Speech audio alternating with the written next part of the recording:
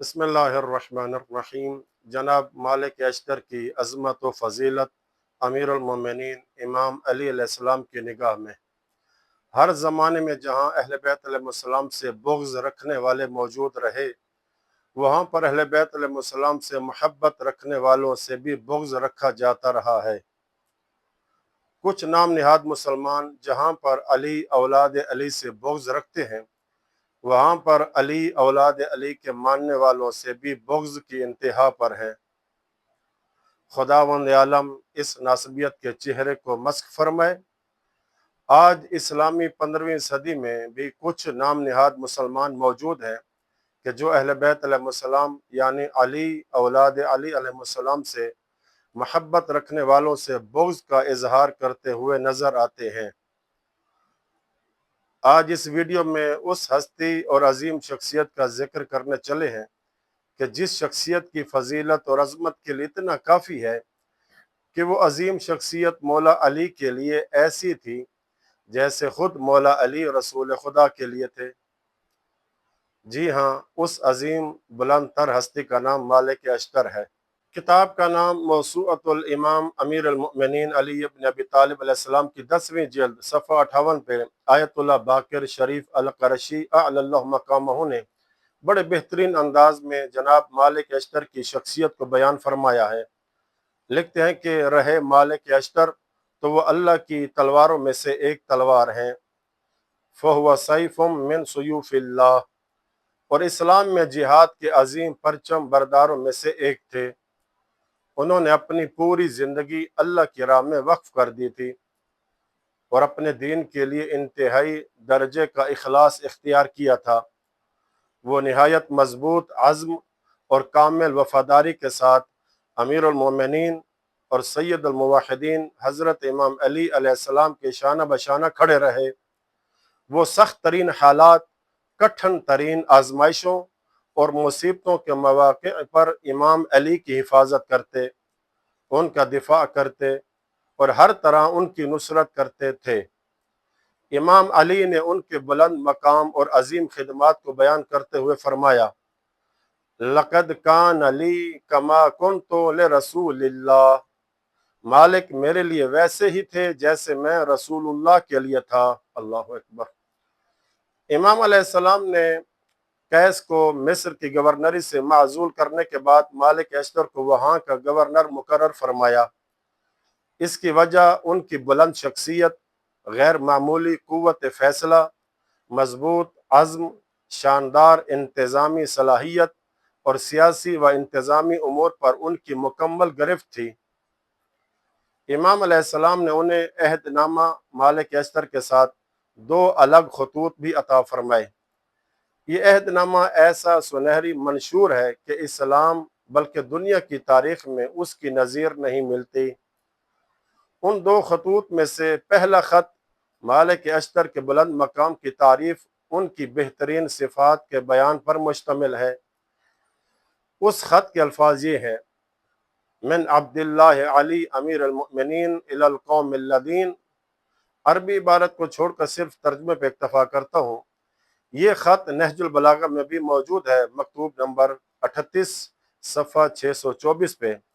امیر المومنین علیہ السلام لکھتے ہیں کہ اللہ کے بندے امیر المومنین علی کی جانب سے ان لوگوں کے نام جو اس وقت اللہ کے لیے غضبناک ہوئے جب اس کی زمین میں اس کی نافرمانی ہو رہی تھی اور ظلم نے اپنے شامیانے نیک و بد، شہری و دیہاتی، مقیم و مسافر سب پر تان دی، یہاں تک کہ نہ کوئی نیکی باقی رہی جس سے لوگ فائدہ اٹھا سکتے اور نہ کوئی برائی ایسی رہی جس سے روکا جاتا۔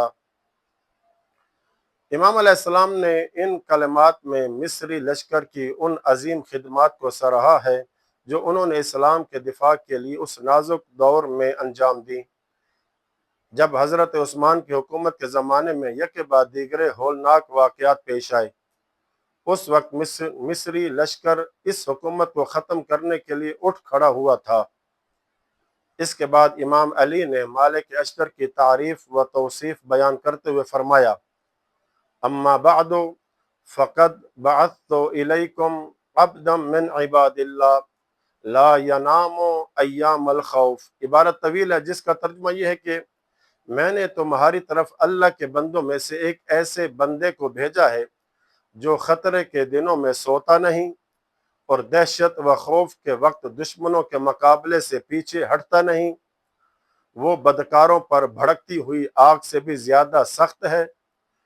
वो मालिक बिन हारिस कबीला मजहिज का एक फर्द है, लिहाजा इसकी बात को सुनो और जिस बात में वो हक के मुताबिक तुम्हें हुक्म दें उसकी इताअत करो, क्योंकि वो फ़इन्नहु सैफ़ुम मिन सुयूफ़िल्लाह, क्योंकि वो अल्लाह की तलवारों में से एक तलवार है, ऐसी तलवार जिसकी धार कोंद नहीं होती, जिसका वार खता नहीं जाता।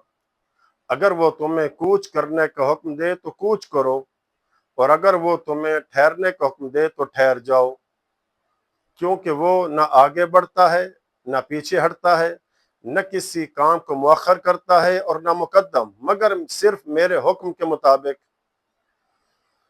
मैंने तुम्हारे फायदे के लिए इसे अपने ऊपर तरजीह दी है, क्योंकि वो तुम्हारा खैर ख्वाह है और तुम्हारे दुश्मन के मुकाबले में निहायत सख्त और मजबूत है।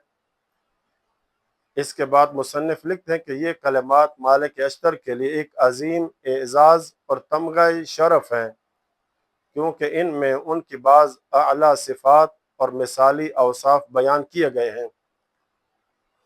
जनाब मालिक अश्तर की शहादत पर अमीरुल मोमिनीन इमाम अली अलैहिस्सलाम के ऐसे ताज़ियती जुमले बुलंद पाए कलमात इरशाद फरमाए कि जिससे मालिक अश्तर की अजमत को चार चांद लगे।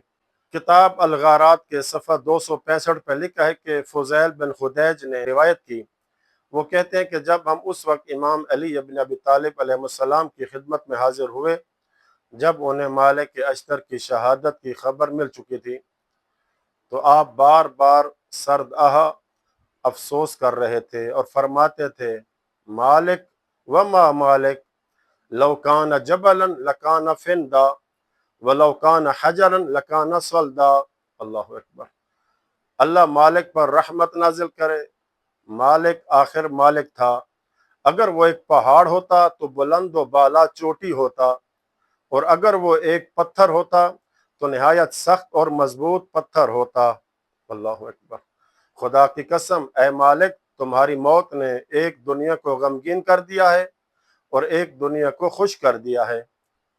कौन सी दुनिया मालिक की शहादत पर खुश हुई?